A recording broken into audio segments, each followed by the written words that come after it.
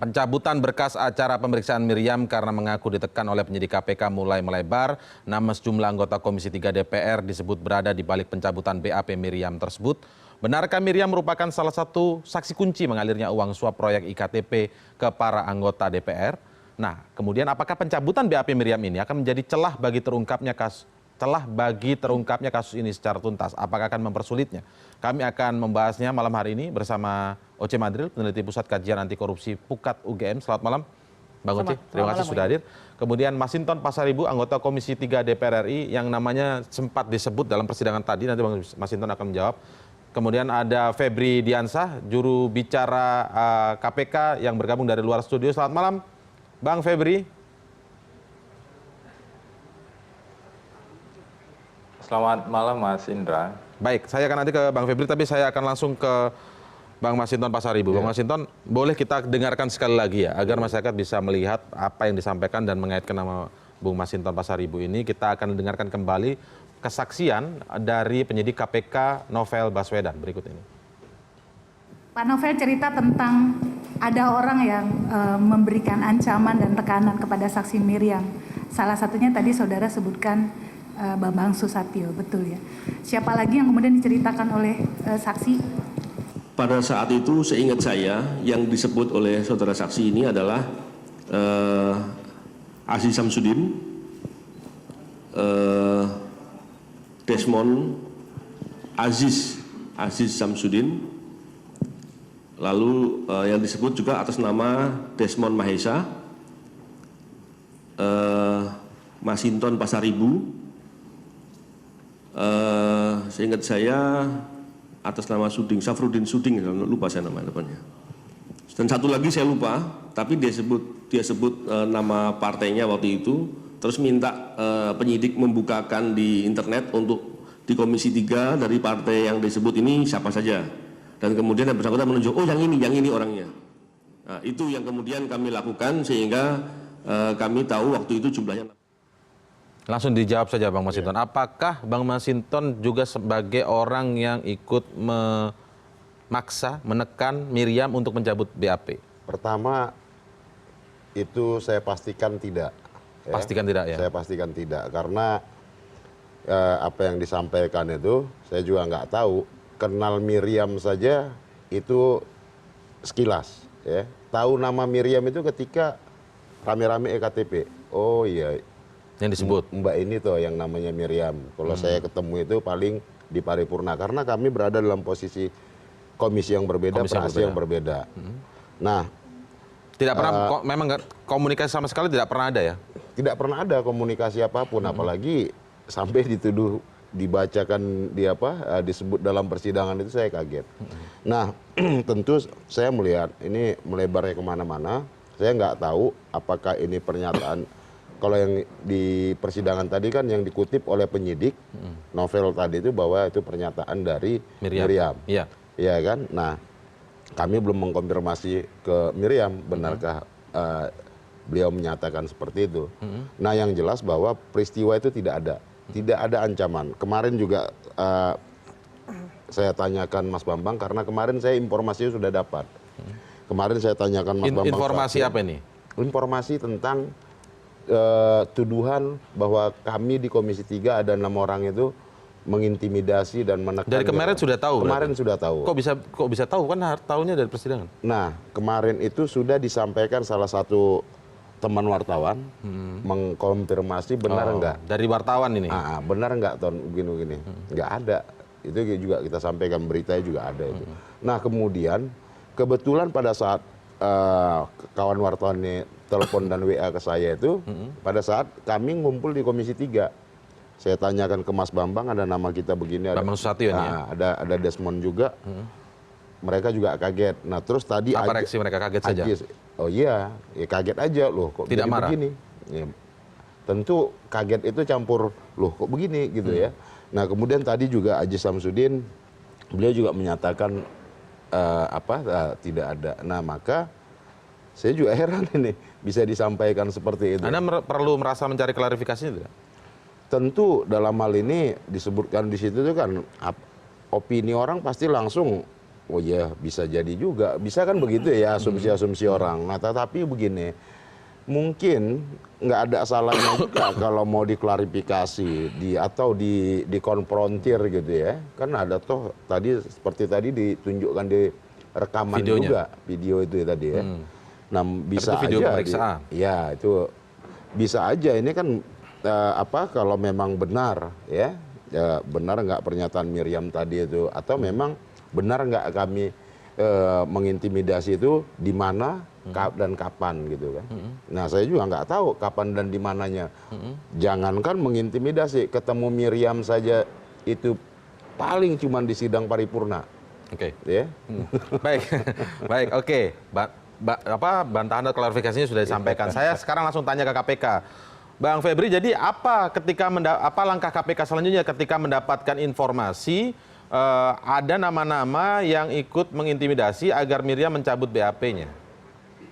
Ini apakah akan menjadi sebuah perhatian yang serius bagi KPK tidak?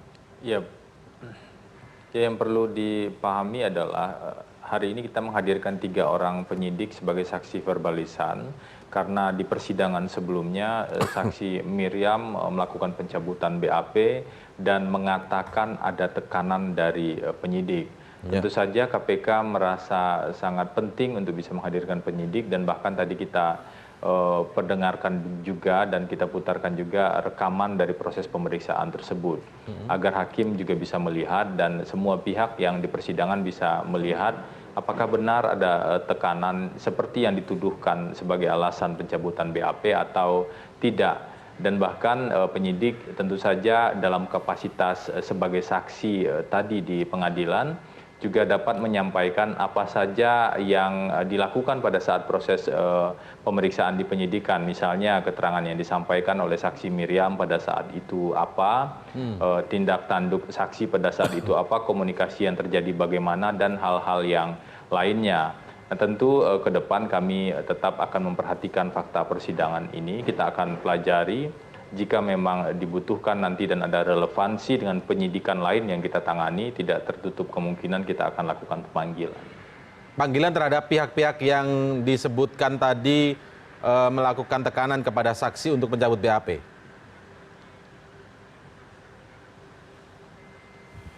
Kita belum bisa sebutkan secara spesifik tentu saja. Sampai saat ini di persidangan kelima ada sejumlah saksi yang juga sudah dihadirkan di persidangan dan ada sejumlah fakta-fakta dan nama-nama penting tentu saja yang perlu kita klarifikasi lebih jauh nantinya di proses penyidikan yang terpisah. Bahkan KPK tadi melalui penuntut umum sudah memintakan pada hakim mekanisme proses hukum lebih lanjut untuk keterangan palsu di persidangan. Hakim mengatakan pada prinsipnya KPK silakan menjalani proses hukum dan hakim akan memperhatikan beberapa keterangan saksi yang lain terkait dengan pasal 174 KUHP tersebut.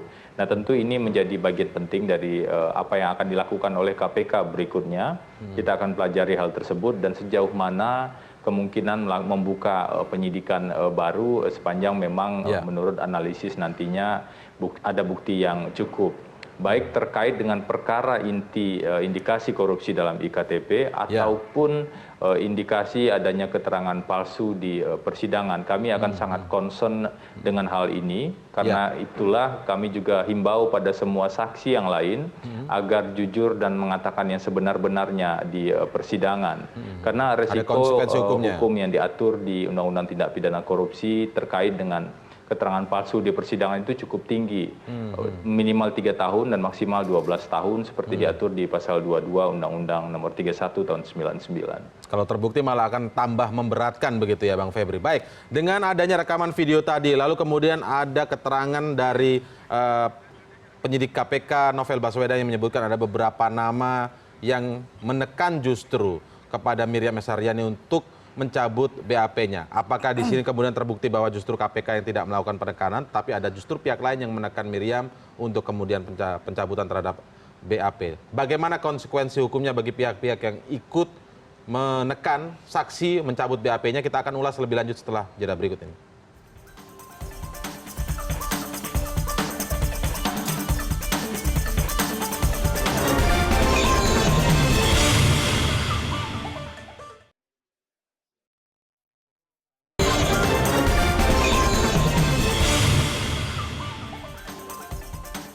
Kita juga sudah tersambung dengan pakar hukum pidana Asep Iwan Irayawan. Selamat malam, Kang Asep. Selamat malam yang di studio, Mas Indra dan kawan-kawan, Mas Intan, Pak. Ya, baik. Kita diskusinya malam hari ini ya. Bang Masinton sedang memberikan klarifikasi. Tapi saya ingin pendapat dari Bang Oce terlebih dahulu. Bang Oce, Anda melihat seperti apa ketika justru ini semakin agak melebar begitu ya. Artinya ada justru nama-nama di luar kasus korupsi intinya ini yang mulai juga disebut begitu oleh penyidik KPK, walaupun penyidik KPK itu sebenarnya mengutip apa yang disampaikan oleh saksi Miriam. Ada nama-nama seperti Bang Masinton salah satunya. Ya akhirnya memang kasus ini tidak bisa dipotret hanya fakta-fakta korupsi IKTP-nya begitu. Kasus berdiri sendiri tidak bisa ya? Ya tidak bisa begitu karena akhirnya kita melihat bahwa kasus ini berpotensi memang melebar ke banyak hal. Ya. Salah satunya misalnya sekarang muncul kesaksian dari Miriam pencabutan BAP, kemudian muncul pengakuan terbaru mengenai adanya apa istilahnya ancaman-ancaman terhadap saksi. Kemudian muncul lagi persoalan lain misalnya saksi yang berbohong atau keterangan palsu. Jadi memang mau tidak mau akan ada potensi bahwa kasus ini akan melebar ke isu-isu lain begitu. Dan saya melihat bahwa presiden yang terjadi dengan kesaksian Miriam mencabut BAP, kemudian adanya tekanan dan seterusnya, itu boleh jadi akan terjadi pada saksi yang lain. Jadi karena ini kan baru awalan. Oh, bisa terjadi pada saksi yang lain. Bisa jadi saja. cabangnya akan semakin banyak. Boleh jadi. Ini mempersulit KPK untuk atau mungkin pengadilan tipikor untuk kemudian fokus kepada kasus utamanya atau bagaimana? Karena begini, karena kalau kita lihat surat dakwaan, kemudian kita lihat paparan dari KPK, ini kan kasus besar. Yang terlibat kemungkinan banyak, kemungkinan banyak, kemudian yang diperiksa ratusan, bahkan KPK menyampaikan yang akan dihadirkan ke persidangan juga boleh jadi mencapai ratusan orang. Jadi ini sequel yang sangat panjang sebetulnya. Dan ini kita itu kasus intinya saja itu. Iya, ini masih di awal, tapi kita menghadapi turbulensi yang cukup kencang begitu. Ada saksi, katakanlah Miriam adalah salah satu saksi kunci begitu. Ada saksi kunci yang kemudian menarik BAP. Itu kan serius ya. Salah satu saksi kunci menarik BAP, kemudian ada rentetan peristiwa bahwa itu ditarik karena dugaan ancaman, kemudian beliau juga menyampaikan kesaksian katanya di bawah tekanan, tapi setelah dibuka video kayaknya kok saya tidak bukan ahli psikologi, tapi menurut saya tidak begitu.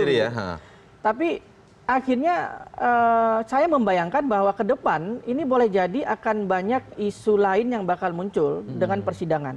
Itu baru satu atau berapa orang saksi yang kemudian mencabut dan kemudian kita berdiskusi. Tapi semoga ini tidak mengalihkan fokus terhadap kasus intinya. Walaupun kasus cabangnya juga harus ditindaklanjuti secara serius. Bahwa kasus korupsi itu mempunyai karakteristik yang berbeda dengan tindak pidana lain. Kasus korupsi itu ada kalanya dia akan bersentuhan dengan orang-orang besar, orang-orang yang punya kekuatan politik yang besar. Atau pebisnis yang besar, sehingga risiko politik dan risiko hukum memang akan tinggi. Nah, di kasus korupsi IKTP kita bisa melihat itu muncul risiko politik yang tinggi. Belum selesai nama-nama yang ada di surat dakwaan itu diverifikasi, muncul lagi nama-nama lain, begitu, termasuk nama Bang Masinton. Kita verifikasi terlebih dahulu ya di CNN. Di surat dakwaan nggak muncul ya, sebagai penerima ya, tapi sebagai pengancam gitu kan. Jadi akan banyak cerita lain, termasuk juga ada kemungkinan ke depan bahwa muncul tindak pidana yang berkaitan dengan tindak pidana korupsi. Kalau kita baca Undang-Undang Tipikor, itu memang ada tindak pidana yang berhubungan dengan tipikornya. Jadi bukan tipikor tapi tindak pidana yang lain. Yang itu misalnya tadi Febri sudah sampaikan mengenai keterangan palsu dan mengancam ini juga ada begitu. Jadi banyak sekali sampirannya. Jadi yang di samping ini menunggu menurut saya perkara-perkara atau isu-isu lain yang bakal muncul dari saksi-saksi yang berikutnya akan muncul. Kang Asep, Anda berpengalaman sekali tentu saja dalam hal soal persidangan dan juga di dalam pengadilan tentu saja. Bisa Anda ceritakan tidak, kalau misalnya ini katakanlah kita ingin tahu dulu apa konsekuensi hukum bagi seseorang yang tadi memberikan keterangan palsu, walaupun tadi sempat disinggung oleh Bang Febri Diansyah begitu ya. Konsekuensi hukum dari orang yang memberikan keterangan palsu dan orang yang mengancam seseorang yang menjadi saksi di sana untuk mencabut BAP-nya misalnya. Padahal mencabut BAP itu masuk pada keterangan saksi palsu, kesaksian palsu misalnya. Apa konsekuensi hukumnya? Satu, seorang saksi itu harus bebas, jujur, objektif. Bagaimana narik bebas, jujur, objektif? Keterkaitan kesaksian satu dengan alat bukti lain atau dengan saksi dan alasan yang mengungkapkan alasan itu. Ketiga, latar belakang mengungkapkan kesaksian. Nah, kedua, seorang saksi boleh saja berbeda dengan BAP. KUHP menjamin itu sudah 163. Pertama, hakim harus mengingatkan.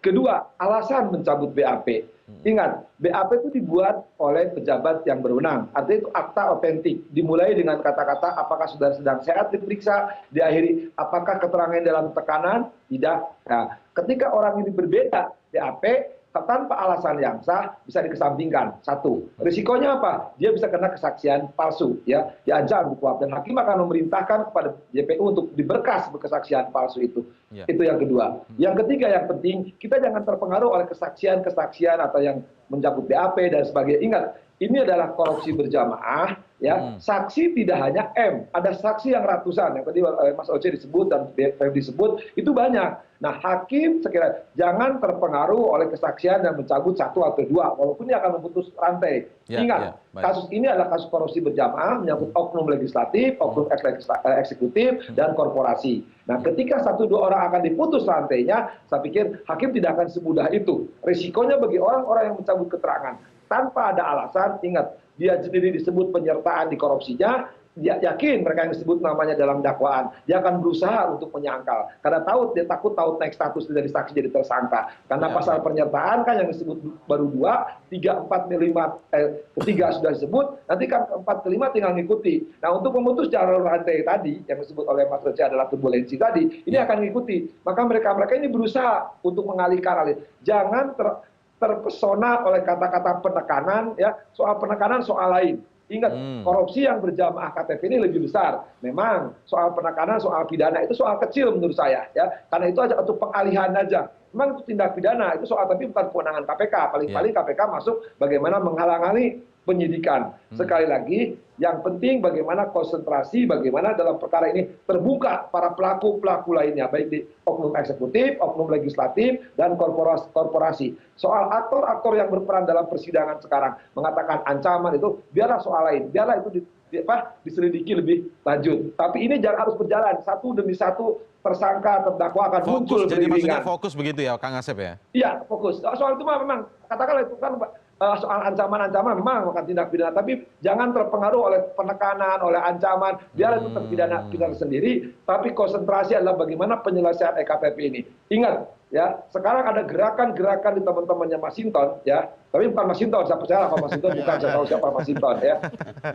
Sekarang, nama-nama yang disebut besar itu dalam dakwaan, mereka juga takut terkena, maka sekarang berusaha dengan perubahan KUHP, perubahan KUHP, undang-undang KPK. Ingat sekarang, tindak pidana korupsi dimasukkan di undang-undang KUHP.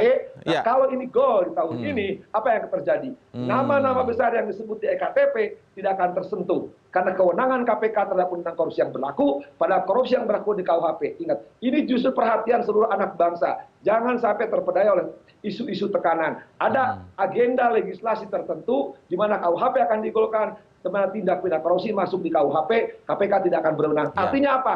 Esok lusa KPK tidak berhak menangani orang-orang yang tersebut dalam penyertaan KTP itu. Wah, benar tidak ini Bang Masinton? Kalau isu yang terakhir dulu ini sebelum kita lanjutkan, soal isu KUHP yang disebutkan oleh Kang Asep tadi. Kalau pembahasan rancangan KUHP itu kan proses yang sedang berjalan, jadi nggak ada kaitan sama kasus EKTP ini. Iya. Nah, itu isu programnya sudah lama. Tapi bahwa desainnya kemudian untuk mempersulit pengungkapan nama-nama ini? Enggak ada jaminan ya, Komisi 3 menjamin itu ya. Ingat Pak Mas Hinton, ya. Ini ada tahun ini akan program bagaimana mengejar cepat menggolkan undang-undang KUHP. Di KUHP sekarang nanti ada pemuatan tindak pidana korupsi. Yang undang-undang yang sekarang berlaku nyatakan tidak berlaku, nanti korupsinya ada di KUHP. Kalau ada KUHP berarti KPK tidak berwenang terhadap korupsi sejak diberlakukan KUHP. Ini sedang dikejar loh, legislasi diundangkan sekarang. Itu kita kawal bersama juga ya, Kang Asep ya. Korupsi yang sudah diundang tipikor, sekarang masuk di KUHP. Artinya apa? Kalau KUHP digolkan, diundangkan, artinya apa? KPK tidak berwenang karena KPK kewenangannya korupsi yang ada di Undang-Undang Tipikor. Padahal di Undang RUU KUHP sekarang korupsi masuk di KUHP. Saya khawatir ketika ini perkara berjalan, esok lusa teman-teman Pak Masinton yang lain-lain itu tidak akan tersentuh oleh KPK. Hati-hati, agenda besar ini sedang berjalan. Ya, baik. Kita juga fokus ke sana ya. Ini apa? Kang Asep juga memberikan materi tambahan buat kami redaksi untuk kemudian membahas hal itu sendiri. Khusus itu sendiri nanti kita bahas lain kali. Tapi sekarang saya akan tanyakan dulu, Kang Asep, konsekuensi hukum katakanlah begini, ada orang yang mencabut BAP-nya, tetapi kemudian yang keterangan yang selanjutnya yang diberikan adalah palsu misalnya. Orang yang memberikan keterangan palsu ada konsekuensi hukumnya yang tadi dijelaskan oleh Pak Febri Diansyah. Tetapi bagaimana ada orang-orang yang di belakangnya mengancam sehingga membuat orang yang memberikan keterangan orang ini memberikan keterangan palsu. Ada konsekuensi hukum tidak bagi orang yang menekan, mengancam ini? Ya, satu, tadi saksi memberikan kesaksian palsu ada ancaman pidananya loh, 7-9 tahun. Belum Undang Tipikor menghalang-halangi proses, ada 2 ancaman pidana. Sekarang yang penekanan itu yang dikatakan orang tidak dalam tanda petik menekan, dia juga kena pidana loh, baik yang menghalang-halangi maupun tindak pidana KUHP. Biarlah itu tersendiri, itu pasti. Tapi sekarang kan membuktikan penekanannya agak susah. Ketika M mengatakan ditekan oleh A, B, C, D, E, F, G, H itu, sekarang buktinya ada nggak? Kalaupun ada, biarlah mereka itu berjalan. Pidana jelas kalau sekali lagi ada bukti bahwa M ini ditekan oleh A, B, C, D, F, G, H. Kan itu jangan terpesona oleh kejadian itu biar tindak pidana sendiri. Kalau memang benar, memang ada konsekuensi hukumnya. Ancaman itu ada loh, ancaman pidananya di KUHP orang mengancam, menghalang-halangi pemeriksaan pidana sehingga orang itu tidak dikatakan tidak bebas, tidak jujur, tidak objektif. Itu di korupsi juga ada menghalang-halangi pemeriksaan. Tapi sekali lagi, ini biar tindak pidana tersendiri, biarlah berproses. Tapi jangan perkara yang besar tadi EKTP intinya teralihkan begitu ya. Jangan sampai yang intinya teralihkan. Baik, saya kembali ke Bang Febri Diansyah. Bang Febri, jadi dengan adanya cabang-cabang semacam ini dikhawatirkan tadi Bang Oce Madril, Kang Asep juga mengkhawatirkan jangan sampai teralihkan oleh cabang-cabang yang sebenarnya justru akan memperumit, menghalangi KPK untuk tetap fokus pada kasus intinya begitu. Apa langkah KPK tentang hal ini? Ya, tentu saja KPK mempertimbangkan banyak hal, termasuk juga strategi dalam proses penyidikan. Kasus inti tetap kita lakukan, penanganan perkara IKTP tetap kita maksimalkan. Setelah 2 orang terdakwa yang diproses sampai persidangan kelima hari ini, kita juga sudah menetapkan 1 orang tersangka baru dan melakukan penangkapan beberapa hari yang lalu. Dan kita masih terus mempelajari fakta persidangan yang ada. Terkait dengan saksi-saksi yang memberikan keterangan palsu, itu bisa dilihat dari 2 perspektif saya kira. Yang pertama tentang kewajiban bagi para saksi untuk memberikan keterangan secara benar. Kalau KPK misalnya tidak melakukan penegakan hukum yang serius terhadap saksi yang kemudian bisa mencabut dan memberikan keterangan yang berbeda atau memberikan keterangan yang diduga palsu di pengadilan, tentu saja ini tidak akan baik, tidak hanya bagi penanganan perkara ini. Jadi justru ada resiko untuk penanganan perkara intinya kasus IKTP itu sendiri. Yang kedua, saya kira kita juga bersama-sama menjaga kehormatan institusi peradilan, terutama ketika proses persidangan berjalan. Tentu saja ketika sudah disumpah seharusnya para saksi bicara dengan sebenar-benarnya. Selain itu kita juga bisa simak fakta persidangan yang tadi bahwa meskipun saksi Miriam misalnya mencabut keterangannya, namun tentu KPK tidak bergantung pada keterangan 1 orang saksi saja. Kita tentu juga memiliki bukti-bukti lain yang kemudian akan kita hadirkan dalam proses berjalan dan juga penting kita sampaikan untuk meyakinkan hakim. Dan juga tadi kita bisa simak keterangan saksi yang lain yang misalnya justru mengetahui dan ada interaksi dengan saksi Miriam dan juga keterangan dari pihak terdakwa. Jadi ini akan menjadi satu pertimbangan yang penting bagi KPK untuk melihat lebih jauh. Di satu sisi kita harus fokus penuntasan indikasi korupsi kasus IKTP, di sisi lain kita juga tidak ingin ada unsur-unsur lain meskipun hal tersebut dikatakan tadi sampiran, namun kalau beresiko mengganggu proses penanganan kasus ini, tentu saja kita perlu hitung lebih jauh penanganan dan penegakan hukumnya. Tapi kami ingin pastikan bahwa KPK akan lakukan penegakan hukum secara tegas dalam kasus ini, dan kami berharap ini sekaligus jadi pelajaran bagi saksi-saksi yang lain untuk bicara dengan sejujurnya, dengan keterangan yang benar. Oke, baik. Bang Febri, tadi Anda sempat menyinggung juga walaupun Miriam mencabut keterangan, maka tidak tergantung saja pada satu keterangan saksi. Artinya mungkin saya menangkapnya ini tidak berarti kemudian akan terjadi missing link ya, karena kalau disebutkan posisi Miriam S. Haryani dalam surat dakwaan yang ada kan posisinya menjadi posisi jembatan yang sangat penting sebagai orang yang menjembatani dari pihak swasta yang kemudian membagikan uang, mengumpulkan dan membagikan uang kepada para seluruh beberapa anggota DPR di sana. Sementara kemudian sering juga dibantah beberapa saksi kalau kita lihat dari pengakuan Teguh Juwarno di sidang sebelumnya. Kemudian ada juga hari ini adalah Ganjar Pranowo yang menyatakan ini aneh kalau ada pembagian uang melalui Mustoko Weni. Padahal Mustoko Weni sendiri sudah meninggal ketika disebutkan saat itu membagikan uang begitu. Bagaimana KPK melihat hal ini? Ada bantahan-bantahan yang cukup karena kalau meninggal dunia kan ini sulit untuk ditampik. Ya tadi misalnya nama almarhum juga sempat disebut oleh salah seorang saksi.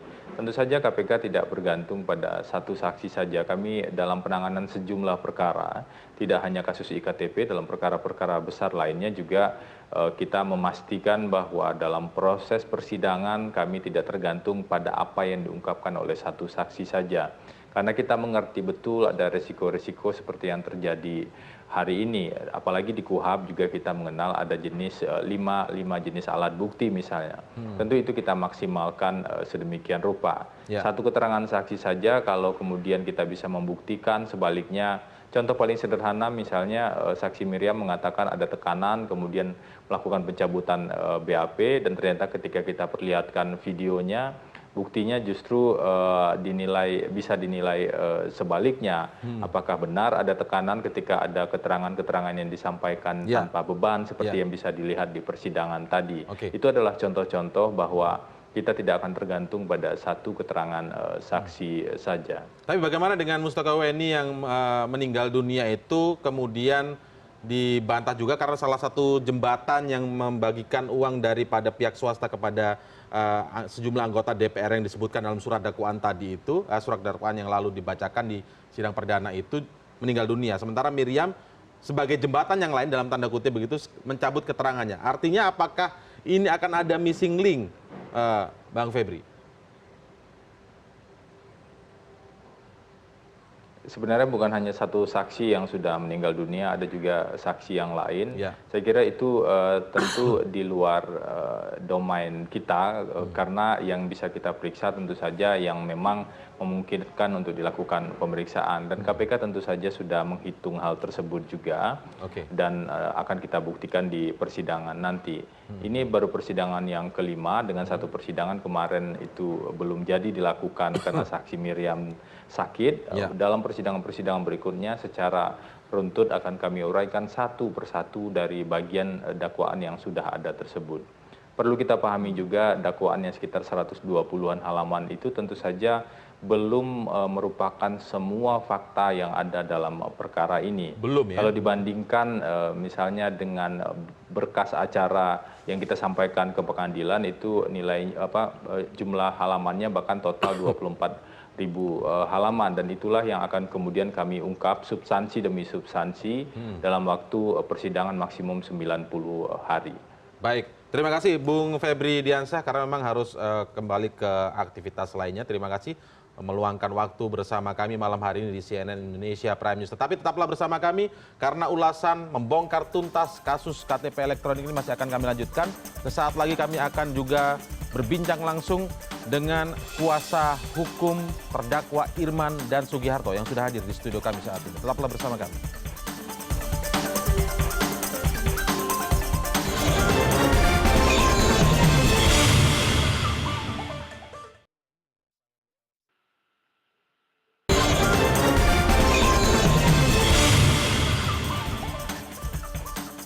Ya, baik, saat ini saya seperti yang saya perkenalkan tadi kepada Anda, sudah hadir bersama kami saat ini adalah Susilo Aribowo yang merupakan kuasa hukum dari terdakwa Irman dan Sugiharto. Selamat malam Pak Susilo, terima kasih sudah hadir dan berkunjung ke CNN Indonesia. Pak, saya ingin minta tanggapan langsung dari Bapak ketika hari ini ternyata bersikukuh ya, saksi Miriam S. Haryani mencabut keterangan BAP-nya begitu, maka apa dampak yang kemudian langsung dirasakan terhadap terdakwa Irman dan Sugiharto? Ya,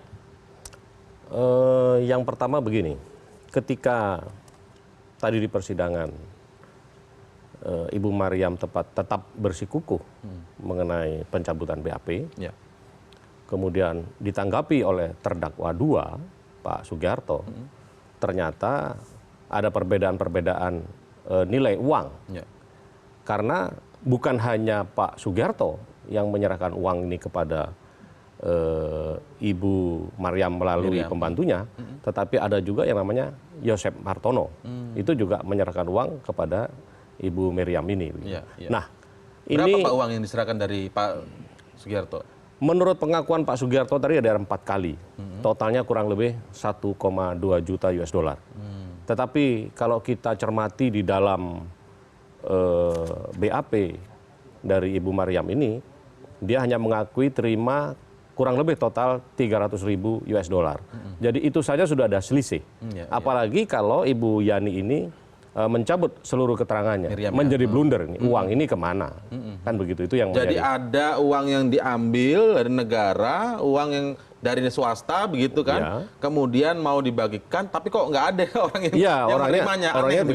Orang ini kan tidak mengakui. Artinya kan mencabut seluruh BAP-nya kan berarti tidak mengakui. Sehingga kemana ini uang? Begitu. Itu yang menjadi pertanyaan besar di kami.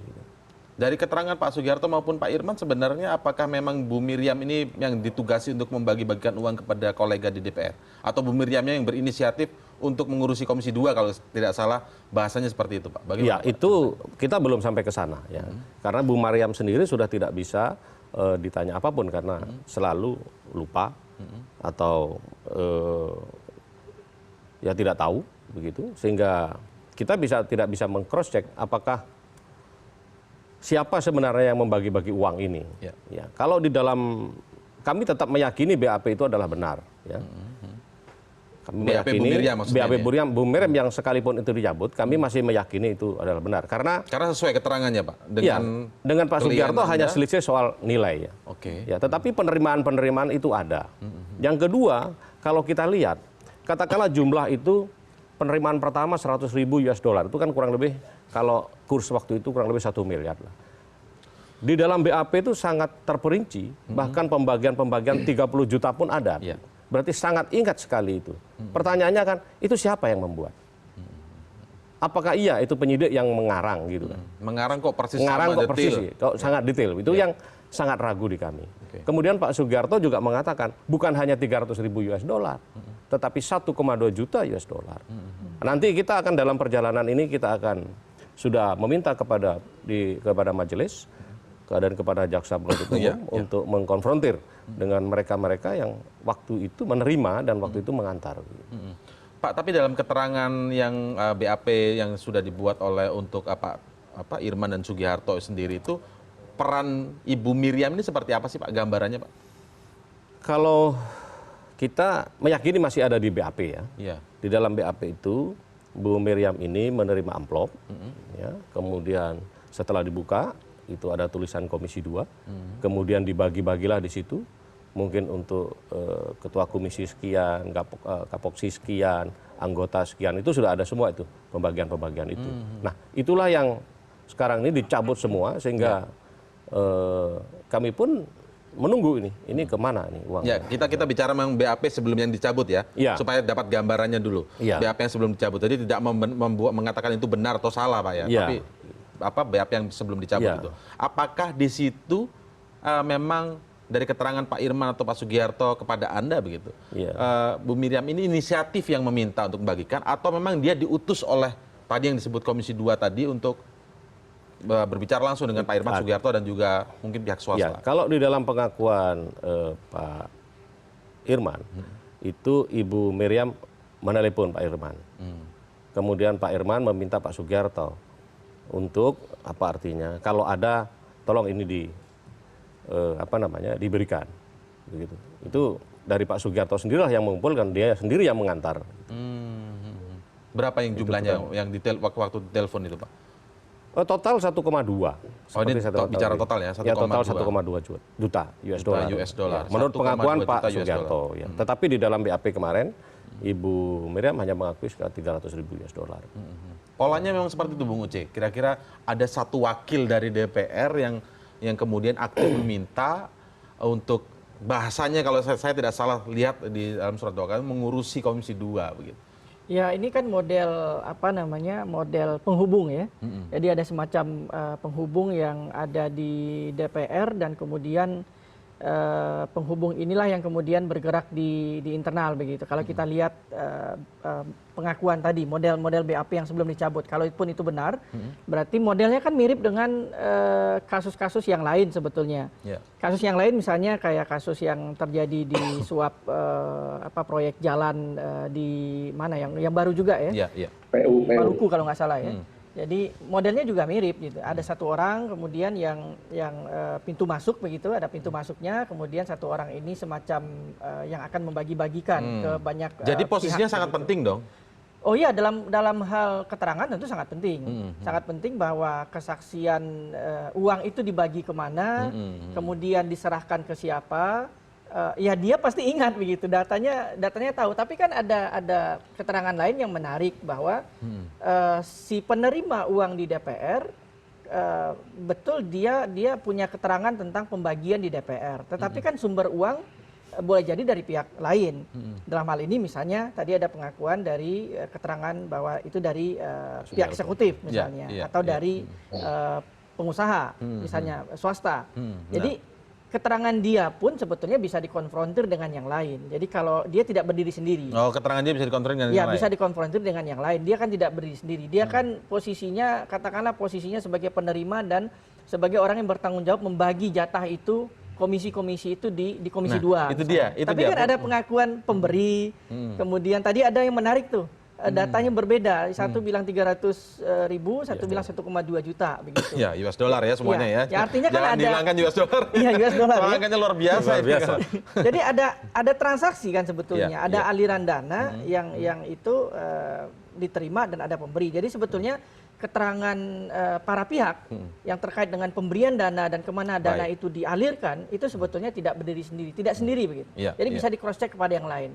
Sehingga kalaupun ini dicabut menurut saya ya itu tadi mengkhawatirkan. Tidak mengkhawatirkan. Dari perhatian yang serius tetap betul, saja kan? Betul, tadi yang disampaikan oleh Pak Asep itu kan menarik bahwa kalau memang alasannya tidak jelas, kemudian keterangan juga tidak bisa di cross check kepada keterangan yang lain, maka tentu hakim bisa mengenyampingkan juga.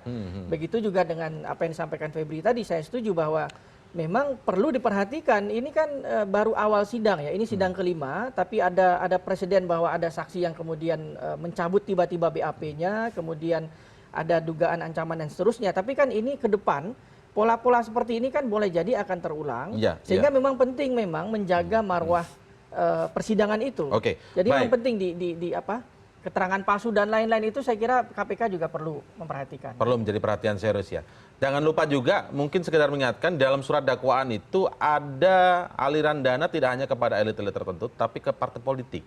Oh iya. Ketiga ada beberapa partai politik nilainya 150. Ya, itu nilainya kayaknya berjenjang juga gitu. Berdasarkan besar atau tidaknya kursi di DPR. Bang Masinton yang dikhawatirkan juga akan mau diberikan kan itu Bang ya. Kalau kita baca dakwaannya tuh. Nah tentu kalau kita tanggapan Bang Sinton kita simak dulu ya. Kita harus jeda terlebih dahulu. Saya juga minta kepada Pak Asep apakah di situ ada layar televisi Pak, karena kita akan putarkan nanti bagaimana rekaman pemeriksaan. Saya ingin Pak Asep menilai apakah saksi Miriam ini ditekan atau tidak dalam pandangan nanti seorang mantan hakim ya. Kita akan lihat setelah jeda berikut ini.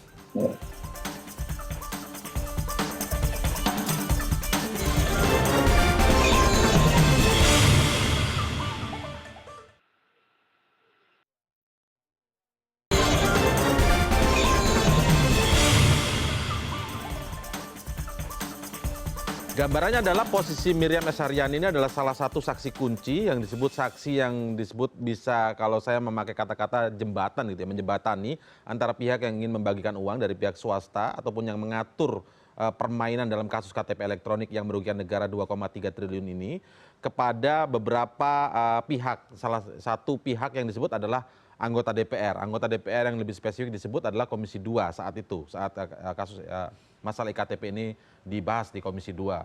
Nah, ketika saksi Miriam ini yang posisinya sangat penting mencabut keterangan, disebutkan bahwa dia ditekan oleh penyidik. Tetapi hari ini dikonfrontir dan kita simak kembali bagaimana rekaman penyidik KPK ketika meminta keterangan kepada Miriam S. Haryani. Anda nilai sendiri apakah ini dalam posisi yang ditekan atau tidak? Saya cross check ke 2 orang, 3 orang, bahasanya sama. Pernah nggak sih dikasih dari gue 50? Sejak kapan Bu Yani ngasih duit saya 50 dolar lagi? Iya pokoknya dolar, tapi kan nggak pernah nilainya sampai 50, kan bahasanya kan rupiah kita ya. Begitu gitu loh, nggak pernah Bu Yani katanya. Bagi dong, ledek-ledekan gitu tuh. Nah jadi saya mengasumsikan saya nggak pernah. Itu aja. Kalau ada keterangan tuh kan. Ya kan, masih ada keterangan di situ. Oh ini diubah ya? Apa? Ini harusnya untuk yang kedua ya? Iya dong. Ini kan gini, ini. Pokoknya gini aja deh mas, ketik ulang aja. Apa yang saya ngomong tadi tuh, pokoknya pertama 50 juta itu untuk berobat. Saya minta, oke. Kedua, saya nggak tahu lupa tahunnya ya, tapi kalau misalnya saya udah ngomong itu berarti ya betul, oke? Yang lainnya everything oke, barangkali saya juga salah baca. Gimana sih maksudnya begitu gitu loh? Iya saya nanya. Yang lainnya everything oke. Malah ada kesan protes tadi ya yang disampaikan, dijawab oleh penyidik KPK, ya saya nanya begitu ya. Kang Asep, komentar Anda Ya. Kang Asep? Satu, ya saya akan sekali ulangi lagi, di KUHP itu jelas kata kalimat kesesuaian alat bukti satu dan alat bukti yang lain. Akan kita pahami, akan kita mengerti. Nama-nama yang disebut dalam dakwaan, setidaknya pola Maryam akan diikuti oleh yang lain. Kita akan pahami itu. Tapi yang penting kata-kata tadi Pak Susilo dengan bagus, dengan tepat dikomentar oleh Mas Uce kan. Yang penting ada transaksi di situ gitu. Soal jumlah itu kan bagian dari 2,3 miliar. Ingat, 2,3 saksi lain triliun. ada yang di luar sebut dakwaan ya, di luar dakwaan. Kita berharap kan ada saksi-saksi yang di luar dakwaan itu akan bersesuaian dengan saksi yang dikatakan oleh terdakwa 1 dan terdakwa 2. Sekali lagi, perlu dipahami dan diperjelas lagi. Pasti, dan saya berkeyakinan, nama yang disebut surat dakwaan karena di penyertaan, tidak mungkin dia mengatakan iya semua. Jadi mengamini apa yang dikatakan Pak oleh terdakwa 2, mereka juga tidak mau terjerat kan. Walaupun saya kira alat bukti lain akan mengatakan berikutnya. Artinya apa? Saya katakan lagi, jangan terpesona oleh sinetronnya M ini kan. Karena apa? Dia akan diikuti polanya oleh yang lain. Lebih baik kita konsentrasi ya, bagaimana saksi-saksi berikutnya kita jaga supaya ada kesesuaian apa yang dikatakan oleh terdakwa 1, terdakwa 2. Karena ada uang mengalir. Ingat, saya masih ingat bagaimana pertanyaan hakim anggota saudara Emilia. Duitnya ini kemana kalau kalian pada nyangkal? Itu kan betapa indah pertanyaan hakim anggota di persidangan sebelumnya. Saya kira Pak Susilo masih apa untuk pertanyaan saudara hakim Emil kan? Ya ini makanya saya bilang, karena ini dakwanya penyertaan, pasti sekali lagi saya berani katakan, nama-nama yang disebut tidak akan mengakui seperti yang dikatakan oleh terdakwa 1, terdakwa 2. Tapi akan muncul nanti saksi lain, tidaknya Andi Narogong atau beberapa ini. Nah, hakim akan menilai kesesuaian ya alat bukti saksi yang lain. Walaupun mungkin M ini adalah bagian menentukan. Tapi ingat, walaupun dia memungkiri, dia bermain menyangkal. Tapi sekali lagi, penyangkalan itu saya berani mengatakan, ya kan tidak beralasan. Ketika ini tidak beralasan akan diikuti yang lain. Nah, sekarang bagaimana meyakinkan hakim bahwa ada alat bukti saksi-saksi yang lain, walaupun tidaklah pengumpan istilahnya. M ini kan yang operator di lapangan lah, manajer, dirijen semuanya ya, dibiarkan aja, jangan ada masalah. Atau hakim juga tidak akan percaya pada pencabutan BAP, dia lebih percaya kepada BAP-nya. Karena itu saya pikir sekarang konsentrasikan semua. Padahal kita udah duga lah bahwa tadi nama-nama yang disebut dakwaan akan melakukan hal yang sama, tapi jaga yang di luar di luar deretan nama-nama yang disebut. Tapi Kang Asep kalau jujur melihat sendiri gambar ini, kira-kira kesimpulannya ada tekanan tidak? Ya jelas kok. Sekarang kata KKP itu Pak, tekanan di mana? Rekamannya ada. Tekanan apa? Kan di awal kan pertanyaan selalu di BAP dikatakan apakah saudara dalam keadaan sehat. Ditutup kan setelah pertanyaan apakah BAP ini dalam tekanan. Kan dia tanda tangani, dia baca lagi, diulang lagi. Itu kan ada. Tekanannya apa? Dia harus menunjukkan kalau tekanannya, sebutin dong. Apa tekanan, mana buktinya. Kita bicara bukti kon, bukan bicara cerita. Jadi sekarang itu jelas. Katakan tadi Pak Susilo dengan tepat. Itu jelas kok. Biarkanlah dia menyangkal. Karena kalau dia mengiyakan, celaka bagi dia. Kan hanya tinggal tunggu berwaktu aja kan. Oke, baik. Tadi memang kita gambarkan agak panjang betapa pentingnya posisi Miriam ini sampai kemudian mencabut. Nah ini Bang Masinton sekarang ini. Ada motifnya, memang ada mungkin menjadi motivasi bagi pihak-pihak tertentu.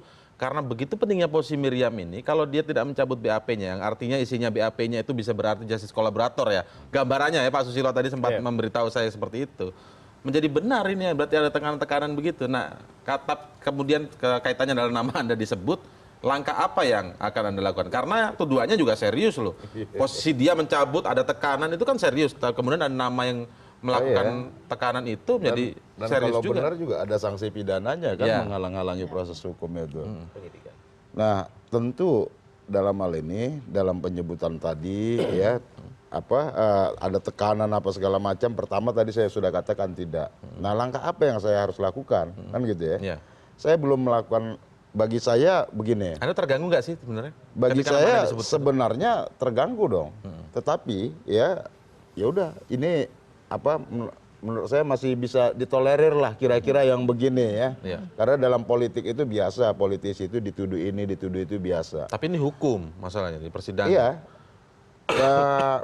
Ini kan bisa juga nanti saya buktikan secara hukum juga gitu bahwa saya tidak ada melakukan itu. Kan tinggal itu aja. Nah, makanya bagi saya belum berpikir untuk melakukan tindakan hukum apapun begitu ya. Karena tuduhan-tuduhan begini ini kan ya buat politisi itu Anda ya perlu memang harus mengklarifikasi dulu ke dituduh. Miriam atau mengklarifikasi dulu langsung ke Pak Novel yang menyebutkan nama Anda ini walaupun dia mengutip Miriam? Tentu lebih baik memang nanti kami akan tanyakan ke Miriam, ya juga nanti nggak ada salahnya kita tanyakan ke Pak Novel sumber ininya dari mana, benarkah dari Miriam. Kedua-duanya akan kita tanyakan. Begini Bang Masinton, ketika tadi yang cukup mengejutkan Pak Novel menyebutkan beberapa nama, itu kan kalau kita lihat memang logika masyarakat akhirnya yang muncul di publik itu dengar, oh jangan-jangan supaya Miriam tidak bercerita karena memang ada banyak nama-nama besar. Kalau Bang Masinton ini kan berasal dari fraksi PDI Perjuangan. Di situ juga ada nama-nama yang disebut dalam surat dakwaan, ada nama Pak Ganjar Pranowo yang disebut ya. Ini bukan terbukti bersalah atau benar. Nama Pak Ganjar Pranowo yang hari ini juga dipanggil. Semua 9 anggota DPR RI dari 9 fraksi pada periode lalu itu, ya semua ada di situ disebut nama-namanya ya, anggota-anggotanya gitu. Nah, semua 9 fraksi itu ada. Nah, apakah lantas semua nama yang disebut di sana itu bisa diproses lebih lanjut dalam proses hukum?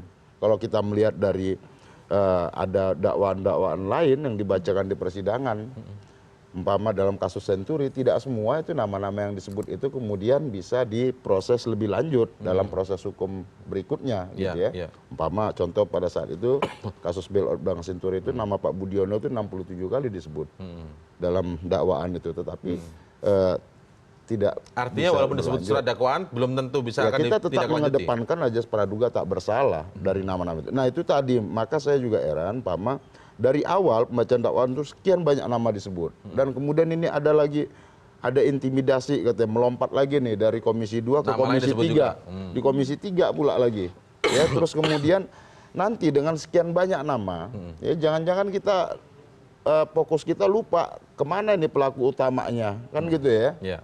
Nah itu tadi. Kalau Anda mendorong lebih baik fokus saja ke. Kalau saya dari awal kasus ini fokus saja dulu ke pelaku utama, usah menyebut sekian banyak nama ya yang itu belum tentu bisa diproses lebih lanjut gitu ya secara hukum gitu.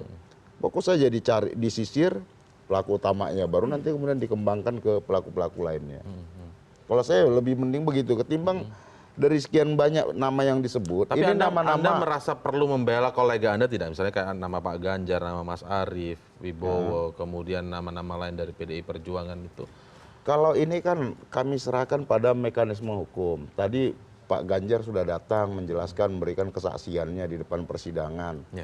Nah, ini bagi kami biar berjalan, kita ikuti proses hukum ini secara adil, ya, kemudian secara profesional, objektif gitu penanganannya.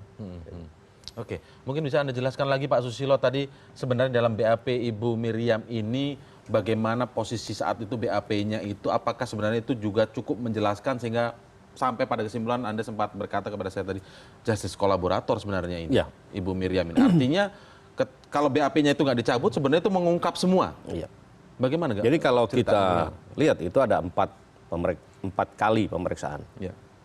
Ya, dari pertama, kemudian ada 2, kalau nggak salah 2-3 kali perubahan BAP itu. Dan sangat runtut ya. Sangat runtut, sangat jelas penyebutan orang per orangnya, juga rupiahnya, walaupun hanya sekedar 3.000 US dollar, ada 5.000 US dollar. Ya. Dari penerimaan 300.000 US dollar itu. Jadi itu sangat rinci.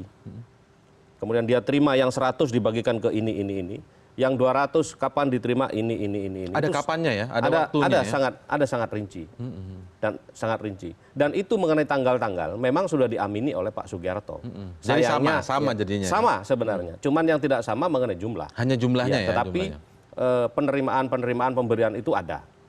Nah, kalau melihat sepintas seperti ini, membaca cermat, arahnya ke justice kolaborator. Karena dia akan mengungkap pelaku-pelaku Karena lain. begitu gamblang ya? Sangat gamblang di dalam BAP. Dan yang perlu kita cermati ya, kalau kita menilai apakah BAP ini di dalam tekanan atau tidak. Ketika melakukan BAP yang pertama, pemeriksaan yang pertama, kemudian kedua, pasti ada pertanyaan, apakah saudara tetap pada keterangannya sebelumnya? Dan ini dirubah. Dirubah, disesuaikan. Iya. Yang kemudian yang ketiga juga begitu. Ini sangat penting saya kira. Tetap dirubah sesuai dengan keinginan apa yang ingin dirubah oleh Ibu Yani. Kan menjadi pertanyaan, apakah yang begini ini dalam kondisi tertekan? Mereka bisa menyampaikan segala sesuatunya dengan gamblang di sini. Dalam kondisi tertekan oleh penyidik maksudnya ya? Apakah begitu ya? Seperti tadi juga akan merubah. Karena sekarang tertekannya menjadi 2, tertekan dari penyidik KPK atau tertekan dari luar gitu. Nah sekarang yang berkembang setelah disebutkan oleh Pak Novel kan tertekannya dari luar ini. Ya, setelah begitu ini. Itu. Ya. Itulah yang menjadi kesimpulan saya sementara ini. Hanya tinggal satu saya ingin mengkonfrontir sebenarnya penerimaan uang itu. Karena bukan hanya Pak Sugiharto, tetapi ada orang-orang lain yang mengantarkan dan ada yang menerima. Mengantarkan dan menerima siapa Pak? Ada Pak Yosep Martono misalnya, mengantarkan ke namanya pembantunya Memi atau siapa di situ. Ada tuh di dalam BAP, nanti kita sambil berjalan lah. Karena itu juga menjadi concern kami. Baik. Untuk membongkar ini semua ya. Secara lebih tuntas begitu ya. Kita akan lanjutkan perbincangan hal ini. Kita akan lihat nanti karena berbicara soal angka tadi dalam rekaman yang kita lihat bersama tadi. Pemeriksaan Miriam S. Haryani juga di situ disebutkan ada penerimaan 2 kali. Nanti kita akan coba tayangkan lagi, kita akan coba ulas bersama setelah jeda berikut ini.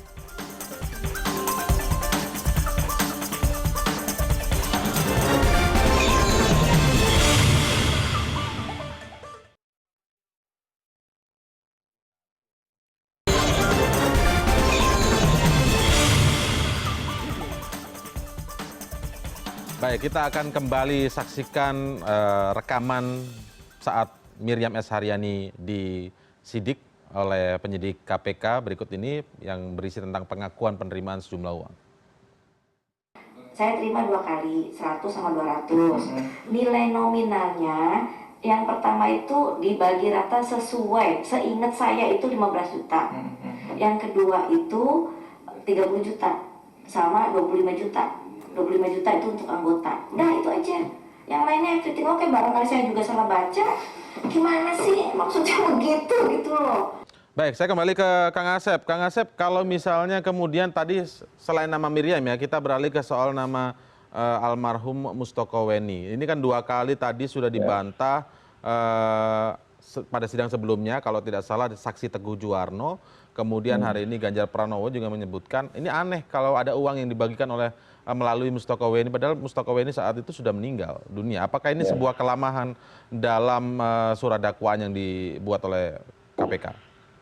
Enggak, saya pikir soal dia udah meninggal, waktunya itu kan nanti kan ada saksi yang lain akan mengatakan ya, tidak hanya bicara di situ. Sekali lagi, maka saya bilang kan pola-pola M dan lain-lain temannya oknum-oknum di legislatif itu pasti akan mengalihkan dia tidak terima uang. Tapi kan ada saksi-saksi lain yang akan muncul belakang hari kemudian yang belum dibuka. Maka saya bilang di awal tadi, jangan kita terpesona oleh permainan penyangkalan, walaupun M ini menentukan. Tapi ada yang lebih menentukan lebih besar lagi, apalagi ketika saksi-saksi atau alat bukti lainnya akan muncul di kemudian, gitu kan. Ini kan baru permainan kan baru ini awal aja, kan baru masih awal ya. Kan? Ya baru pemanasan, jadi jangan, saya kira janganlah dibawa permainan ini. Ini kan polanya, saya berulang-ulang katakan, akan diikuti oleh mereka yang disebut dalam dakwaan, polanya akan sama.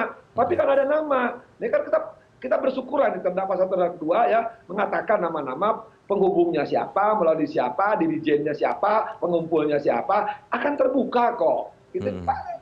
Kalau saya memandang sederhana lah, tinggal tunggu waktu aja bahwa ada alat bukti lain yang akan muncul. Soal sekarang ribut penekanan, penyangkalan, itu sudah biasa, tapi jangan konsentrasi main di situ. Kita ikuti permainan babak berikutnya, akan ada alat-alat bukti yang akan menentukan bahwa uang mengalir dari, ini kan yang pegang uang kan eksekutif, nah yang megang uang udah memberikan. Katakanlah soal jumlah biasa, kalau kita nerima uang kan suka lupa, kan? Nah, tapi kalau jumlahnya bisa juga kalau lupa. yang memberikan yang ingat ya. Ingat, gitu kan. Nah, itu aja yang paling gampang. Nanti kan yang diingetin siapa yang nerima, entah pembantunya, entah sopirnya, entah temennya, entah kabarnya, entah simpenannya, entah siapa, akan muncul kok nama-nama itu. Cuma kan ini baru awal kok. Saya yakin lah nanti tuh Pak Susilo tuh lebih tahu semuanya lah, karena dia kan penasihat hukumnya terdakwa. Yang terdakwa yang pegang duit kok.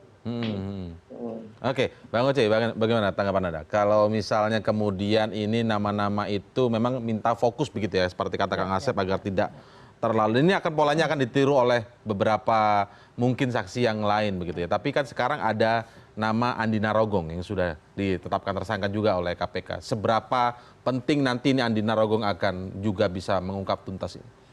Iya, Andi Narogong kalau kita baca surat dakwaan, itu termasuk yang punya pengetahuan yang luas mengenai aliran dana ini kemana saja. Andi Narogong itu melakukan berbagai macam pertemuan, di surat dakwaan itu tertulis jelas ya, ada dipanggil ketua fraksi X misalnya, kemudian ada rapat di ruangan fraksi X dalam rangka mengatur IKTP dalam perencanaan dan seterusnya. Oh, disebutkan ya ruangan fraksi itu secara disebutkan detail kan ya? Disebutkan di surat dakwaan yang kita lihat di surat dakwaan kan begitu. Kemudian Andi Narogong juga dakwaannya kan berbunyi Andi Narogong juga pihak yang bersama-sama melakukan, yang diduga melakukan korupsi begitu. Jadi Andi Narogong dugaan saya ini juga saksi dari pihak swasta yang mengetahui persis juga perihal permainan-permainan di dalam proyek ini. Nah, Andi Narogong ini kan sudah diamankan oleh KPK ya, dan tanda kutip KPK sudah menjadikan tersangka, sudah ditahan dan seterusnya. Cuma lagi-lagi memang kalau kita lihat persidangan, ini kan persidangan itu memang ada tahapannya. Ada tahapan kemudian ada orang-orang saksi yang akan diperiksa. Dan kali ini memang ini gilirannya M begitu. Dan cerita segala sesuatu yang berhubungan dengan M itu memang akan terungkap. Apakah dia cabut BAP, mau dramatisasi, mau kemudian ada ancaman dan seterusnya. Karena kaitannya dia sedang diperiksa. Tapi kan pemeriksaan ini akan selesai, kemudian akan muncul saksi-saksi yang lain yang juga tidak kalah pentingnya. Misalnya tadi ada Pak Ganjar yang sudah bersaksi, kemudian ke depan nanti ada siapa lagi yang akan bersaksi yang juga keterangannya boleh jadi ketika kita ikuti beberapa kali persidangan boleh jadi keterangan M ini nggak ada apa-apanya gitu. Boleh jadi loh. Jadi ketika kita ikuti persidangan kemudian jangan terlalu dianggap kunci, terlalu boleh jadi begitu gitu. Ini tadi Pak Asep udah sampaikan, boleh jadi ada ini kan baru awal ya. Ada saksi lain yang kemudian menyampaikan hal yang berbeda boleh jadi, atau dari anggota DPR yang lain yang mungkin akan memberikan kesaksian ternyata kok mirip dengan pengakuannya Pak Sugiharto begitu. Jadi saya kira ini kita ikuti saja prosesnya. Kemudian yang penting juga menurut saya apa yang disampaikan oleh Febri tadi bahwa penting memang memberikan semacam dalam tanda kutip peringatan kepada saksi-saksi yang kemudian dalam tanda kutip mencoba berbohong begitu. Di BAP sudah clear, rekaman itu dibuka saja semua gitu. Kalau memang KPK mengatakan ada rekaman kan bisa diputar semua. Sehingga kita bisa menentukan ada tekanan atau tidak. Kalau kemudian tidak ada tekanan, itu satu hal, berarti sudah berbohong di bawah sumpah. Gitu. Ternyata nggak ada tekanan, berarti ada sesuatu yang diciptakan. Gitu. Ada informasi. Itu akan nanti menjadi tambahan hukumannya dia ketika tentu nanti menjadi misalnya risiko bagi saksi itu. Resiko lain tentu mengenai isi dari pengakuan dia. Baik. Isi dari pengakuan dia tentu karena ini baru informasi awal, saya kira penting bagi hakim, tetapi informasi awal dari Miriam itu bisa di cross check kepada saksi-saksi berikutnya yang akan muncul, akan banyak lagi begitu, termasuk kepada Andi Narogong. Tadi ada beberapa nama dari Pak Susilo misalnya. Jadi boleh jadi ke depan kita baca rangkaiannya, ternyata rangkaian yang ada di Miriam itu ternyata tidak terlalu besar, boleh jadi. Dia memang sepertinya operator. Salah satu operator di Komisi 2 dan itu pun tadi ada perbedaan jumlah ya, jumlah uang yang kita nggak tahu itu perbedaannya kemana begitu. Jangan-jangan apakah juga diamankan sendiri atau bagaimana, ini nggak jelas juga begitu. Yang perlu ditindaklanjuti ya. Baik, Pak Susilo, sebenarnya kalau dari keterangan, karena ini pertama kali ya Pak Susilo muncul mungkin di CNN, kita akan mencoba menggali semuanya Pak Susilo mungkin bisa cerita, karena Pak Irman dan Pak Sugiharto ini justice kolaborator juga, mau membongkar ini secara tuntas begitu Pak ya. Lagi memohon untuk GC. Sedang memohon ya untuk GC ya Pak ya. Nah, artinya bisa nggak Pak diceritakan bahwa apakah desain ini Pak lebih datang inisiatif dari eksekutif saat itu, karena proyek ini kan sebenarnya proyek eksekutif, ataukah desainnya ini lebih banyak dari legislatif Pak sebenarnya Pak? Pengaturan permainan ini. Ya, saya hanya mendengar apa yang disampaikan oleh Pak Sugiharto dan Pak Irman. Kalau melihat cerita yang cukup panjang, sejak ini kan ada 2 klaster, Mas. Yang pertama klaster penganggaran. Ya. Kemudian yang kedua klaster pengadaan.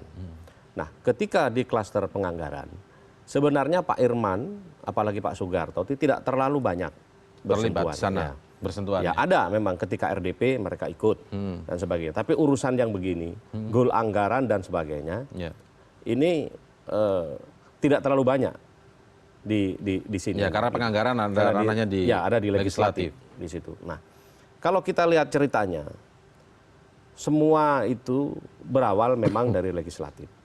Ya, ini cerita dari Pak Sugiharto ya. Kita lihat nanti di dalam perkembangan persidangan. Nah, itu berawal dari sana, kemudian karena kita juga ada kepentingan, kemudian kita coba bagaimana nih kondisi permintaan yang semacam ini. Cara jalan keluarnya bagaimana? Nah, kita berbicaralah dengan para korporasi itu. Nah, inilah yang kemudian menjadi blunder sampai sekarang ini. Pak, di situ bagaimana sih ceritanya yang mungkin diketahui oleh Pak Irman dan Pak Sugiharto mungkin, atau justru Pak Irman Pak Sugiharto yang juga menceritakan perubahan penganggarannya itu dari pinjaman luar negeri masuk kepada postur APBN. Nah, Pak Sugiharto dan Pak Irman tidak terlalu mengikuti mengenai ini, Pak. Sejak penganggaran itu kan ada banyak di legislatif. Tetapi tadi sudah dijelaskan oleh Pak Ganjar pada saat itu.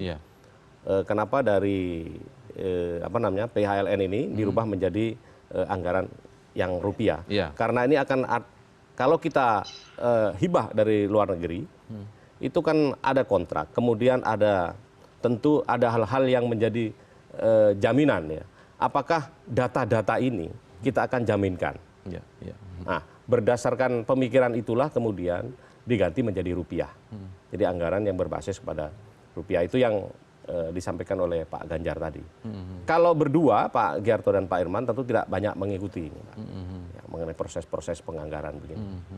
Baik, Pak, dalam surat dakwaan itu kan disebutkan bahwa Pak Irman dan Pak Sugiharto itu bersama-sama melakukan tindak pidana korupsi itu dengan nama-nama yang disebut tadi, salah satunya nama Setia Novanto. Dalam penjadwalan pemeriksaan ini sendiri, Pak Susilo sendiri tahu tidak kapan nama-nama yang lain seperti nama Pak Setia Novanto dan nama yang lain ini akan dipanggil? Ya, begini, sebelum saya menjawab itu, ada satu hal yang sebenarnya penting, bahwa penyebutan nama itu bukan berasal dari terdakwa 1 dan terdakwa 2. Tetapi seperti itu tadi dikatakan bahwa KPK ini punya saksi yang cukup banyak, mungkin hampir 300, Mas.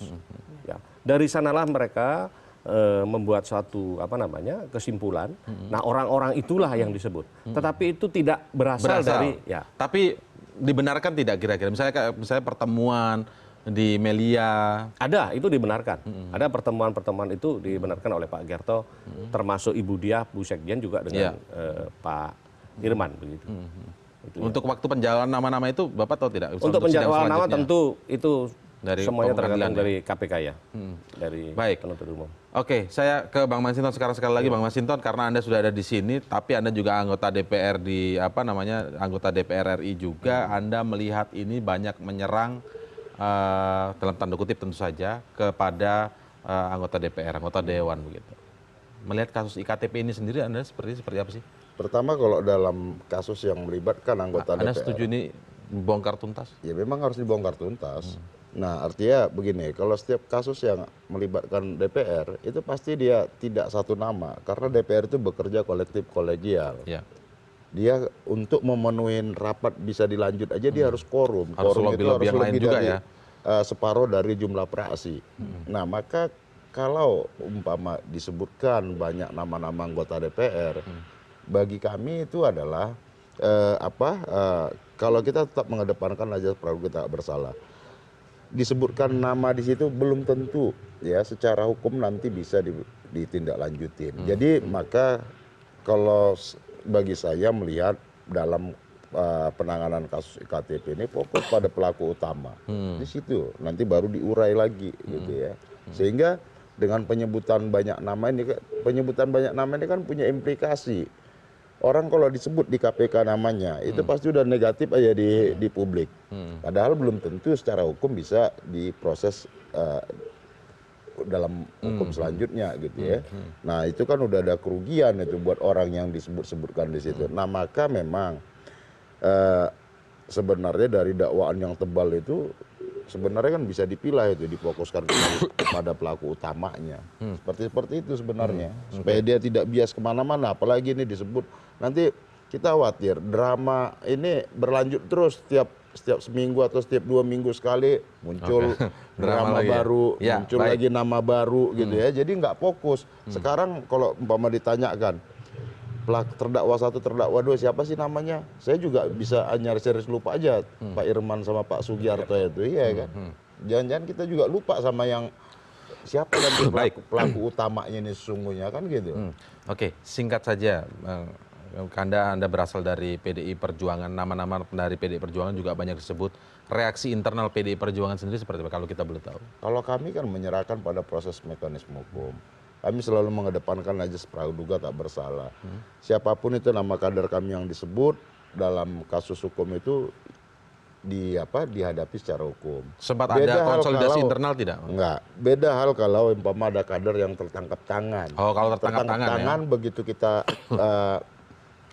positif dia memang melakukan kejahatan itu dan dari proses pengembangan kasus tangkap tangan itu. Ditangkap tangan biasanya ada barang buktinya begitu ya. Kemudian biasa di proses partai 1 kali 24 jam itu udah cepat langsung. Udah ada keputusan. Tapi karena ini nggak tangkap tangan maka kalau ini kan ikuti proses hukum. Ada kasus yang sudah lama kemudian di hasil pengembangan gitu ya, dan ini nama-nama yang disebut itu kami tetap mengedepankan ajas praduga tak bersalah. Seperti yang disampaikan oleh Kang Asep dan juga Bang Oce tadi, termasuk ditambah oleh Pak Susilo bahwa ini masih tahap awal, jalannya masih sangat panjang. Ini saja juga masih berbicara terkait terdakwa Pak Irman dan Pak Sugiarto ya, belum nanti beberapa nama tersangka yang akan menjadi terdakwa lain. Penetapan tersangka juga yang tambahan yang baru sejauh ini masih hanya Andi Narogong begitu ya. Perjalanan membongkar kasus ini masih akan sangat panjang. Kita akan sama-sama mengawal ini. Semoga tetap fokus pada permasalahan utama atau permasalahan inti kasus korupsinya. Saya ucapkan terima kasih kepada seluruh narasumber, Bang Masinton, Pak Susilo, terima kasih, Bang Oce, dan juga Kang Asep, terima kasih telah bergabung bersama kami malam hari ini dalam CNN Indonesia Prime News.